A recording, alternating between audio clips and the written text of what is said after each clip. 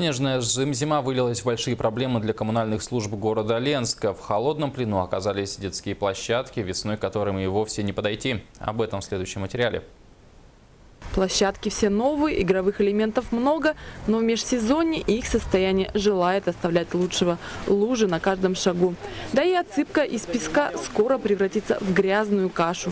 Места для детского отдыха всю зиму усердно заваливали мусором, и не только люди.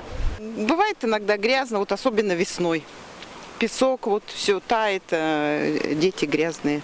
Обслуживание площадок начинается с апреля, но уже в начале зимы под качелями образуются вот такие вот ямы. В этом году, видите, зима снежная, как показывает практика, а после зимы у нас ранней весной все выходят на качели, и выбиваются такие желоба ногами, поэтому, я думаю, надо будет корректировать планы и, скорее всего, уже со следующего года пораньше принимать решения по очистке именно вот этих мест, которые находятся под ногами у качающихся.